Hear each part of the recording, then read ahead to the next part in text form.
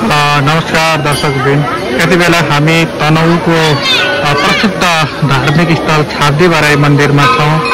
तपाईहरुले देख्न सक्नुहुनेछ आज 2082 साल कार्तिकको 22 गते शनिबारको दृश्य हो। निकै भिडभाड देख्न सक्छौँ हामी, भक्तजनहरू धेरै आउनुभएको छ र यहाँ हामीले माछाहरूको विशेष गरी माछाहरूको दृश्य पनि निकै सुन्दर देख्न सकिन्छ भने यहाँ आएर दर्शन गरिसके पछाडि आफूले मागेका कुराहरू प्राप्त हुन्छ भन्ने विश्वास छ। मैले तपाईलाई देखाइरहेको छु आज शनिबारको दिनमा पनि निकै भिडभाड भइरहेको छ। कार्तिक महिना छ।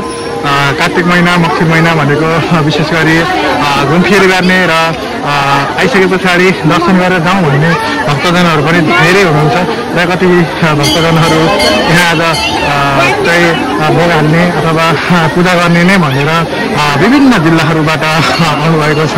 हामी देख्न सक्छौँ विभिन्न जिल्लाहरूबाट आउनुभएको भक्तजनहरू अहिले दर्शन गर्न मन्दिरतिर व्यस्त भएको दृश्य हो यो। तपाईहरु पनि कहाँ हुनुहुन्छ, स्वदेश हुनुहुन्छ अथवा विदेश हुनुहुन्छ, जुनसुकै ठाउँमा भए पनि यो भिडियो हेरेर तपाईहरुले पनि दर्शन गरेर आशीर्वाद दिन सक्नुहुनेछ। हामी देख्न सक्छौँ अगाडि तपाईहरुलाई जलपरीको पनि एउटा फोटो छ, हाम्रो एउटा मूर्ति छ, जलपरीको मूर्ति। त्यहाँको विशेष इतिहास भनेकै यहाँबाट सुरु हुन्छ, जुन एउटा माछा र जलपरीसँग जोडिएको कथा छ। तपाईहरुले पनि सुन्नु भएको होला। यदि सुन्नु भएको छैन भने हाम्रै मध्य नेपाल अपडेट युट्युब च्यानलमा हामीले केही समय अगाडि एउटा यहाँको कथा नै पढेर एउटा भिडियो हालेका छौँ। तपाईहरुलाई कस्तो लाग्छ जस्ताको त्यस्तै कमेन्ट गर्नु होला।